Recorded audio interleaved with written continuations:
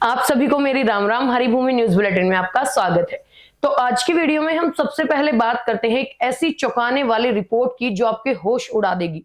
हरियाणा में रोजाना 45 लोग गायब हो रहे हैं और इसी साल जनवरी से मार्च तक 4100 से अधिक लोग लापता हैं।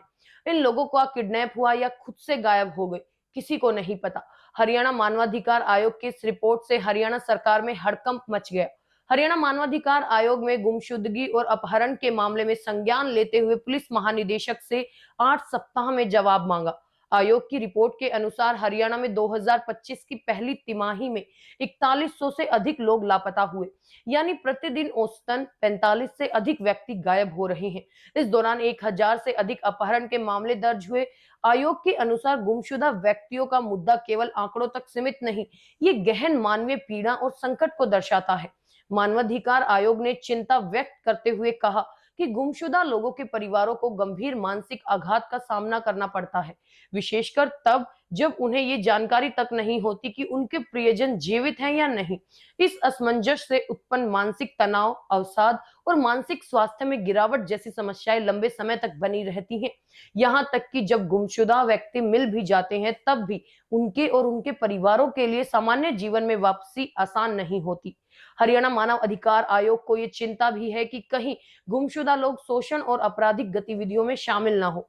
आयोग ने अतीत की घटनाओं का हवाला देते हुए कहा कि कई रिपोर्ट्स बताती हैं कि महिलाएं, बच्चे और आर्थिक रूप से कमजोर वर्ग के लोग मानव तस्करी, बंधुआ मजदूरी, यौन शोषण और अवैध अंग व्यापार जैसी आपराधिक गतिविधियों के शिकार बनते हैं।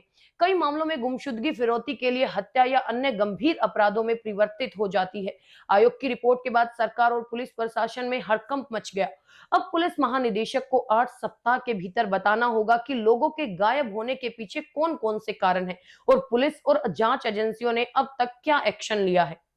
अब बात करते हैं एक और चौंकाने वाली खबर की। सोनीपत पुलिस ने एक होटल से 17.97 लाख रुपए से पुराने 500 और 1000 रुपए के नोट जब्त किए हैं। ये नोट 2016 में नोटबंदी के बाद चलन से बाहर गए थे।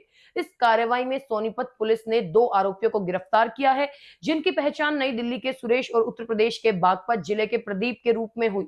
बताया जा रहा है कि पुलिस को गुप्त सूचना मिली थी कि कुछ लोग पुराने नोटों को अवैध तरीके से नई करेंसी में बदलने की कोशिश कर रहे हैं। इस जानकारी के आधार पर पुलिस ने राठधना रोड स्थित होटल में छापा मारा। तलाशी के दौरान पुलिस ने भारी मात्रा में पुराने नोट बरामद किए। पूछताछ में आरोपियों ने बताया कि वो इन नोटों को बैंक कर्मचारियों या किसी एनआरआई के जरिए नई करेंसी में बदलवाने की योजना बना रहे हैं। आरोपियों के खिलाफ कानूनी कार्रवाई शुरू कर दी गई और मामले की गहन जांच चल रही है। पुलिस ये पता लगाने की कोशिश कर रही है कि ये नोट कहां से आए और इन्हें बदलने की योजना में कितने लोग शामिल थे। अगली खबर भी सोनीपत से आ रही है, जहां एक एसआईटी टीम के इंस्पेक्टर को यूनिवर्सिटी के वाइस चांसलर से 15 लाख रुपए की रिश्वत लेने के आरोप में गिरफ्तार किया गया। इंस्पेक्टर को तुरंत प्रभाव से सस्पेंड भी कर दिया गया। बताया जा रहा है कि सोनीपत की वर्ल्ड यूनिवर्सिटी ऑफ डिजाइन में 400 अफीम के पौधे मिलने के बाद एक विशेष जांच टीम थी, यानी एसआईटी का गठन किया गया था। इस टीम में एसपी अजीत सिंह की अध्यक्षता में इंस्पेक्टर तेजराम और एक अन्य अधिकारी को शामिल किया गया था। जांच के दौरान पुलिस ने विश्वविद्यालय के वाइस चांसलर पर आरोप लगाया था कि उन्होंने फरार आरोपी सुपरवाइजर को अपने घर में छुपा रखा है। इसी आधार पर इंस्पेक्टर तेजराम ने वीसी पर रिश्वत लेने का दबाव बनाया। वीसी ने वकील के माध्यम से इंस्पेक्टर को 15 लाख रुपए की रिश्वत दी। ये मामला यहीं तक नहीं रुका, बल्कि इसकी जानकारी धीरे धीरे उच्च अधिकारियों तक पहुंची और पूरे विभाग में हड़कंप मच गया। इसके बाद पुलिस ने कार्रवाई करते हुए इंस्पेक्टर को गिरफ्तार कर लिया। अब खबर फरीदाबाद से, जहां सीवर टैंक की सफाई करते समय जहरीली गैस के कारण 2 लोगों की मौत हो गई। मृतकों की पहचान योगेश और आनंद के रूप में हुई। पुलिस ने दोनों शवों को पोस्टमार्टम के लिए फरीदाबाद के सिविल अस्पताल भेज दिया और मामले की जांच शुरू कर दी। घटना गांव सीकरी निवासी योगेश के घर की है, जहां उसने अपने घर में बने सीवर टैंक की सफाई के लिए आनंद और रवि को बुलाया था। परिजनों के मुताबिक आनंद और रवि ने टैंक की सफाई शुरू की, लेकिन टैंक के अंदर मौजूद जहरीली गैस की वजह से स्थिति भयावह हो गई। सफाई के दौरान आनंद टैंक में बेहोश होकर गिर पड़ा। रवि किसी तरह टैंक से बाहर निकलने में कामयाब रहा। इसी दौरान आनंद को बचाने के लिए योगेश स्वयं टैंक में उतर गया, लेकिन योगेश भी जहरीली गैस की चपेट में आ गया और वो भी बेहोश होकर टैंक में गिर पड़ा। रस्सियों की मदद से दोनों को टैंक से बाहर निकाला गया। दोनों को तत्काल नजदीकी निजी अस्पताल ले जाया गया, जहां डॉक्टरों ने प्राथमिक जांच के बाद उन्हें मृत घोषित कर दिया। अब बात करते हैं रेतीले तूफान की। कल शाम हरियाणा में आए रेतीले तूफान ने हरियाणा और एनसीआर में दहशत पैदा कर दी। इस तूफान का खौफनाक भी वीडियो सामने आया है, जिसमें देखा जा सकता है कि किस तरह रेतीले तूफान ने दिन में अंधेरा कर दिया था। ये रेतीला तूफान भिवानी जिले के राजस्थान और हिसार के बॉर्डर से सटे शिवानी मंडी कस्बे में दिखाई दिया। इसका असर करीब 60 किलोमीटर क्षेत्र में देखा गया। ये रेतीला तूफान राजस्थान बॉर्डर की तरफ से सिवानी कस्बे के तरफ बढ़ा। इससे लोगों में हड़कंप मच गया। तूफान के कारण घरों में अंदर बाहर रेत की परतें जरूर जम गई।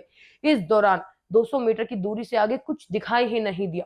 मौसम विभाग के अनुमान के मुताबिक 16 से 18 मई तक प्रदेश के विभिन्न जिलों में बादल छाए रहने, हवा चलने, गरज चमक के साथ बारिश होने की संभावना है। अब बात करते हैं फतेहाबाद की। फतेहाबाद के जाखल क्षेत्र से धोखेबाज दुल्हन का मामला प्रकाश में आया है।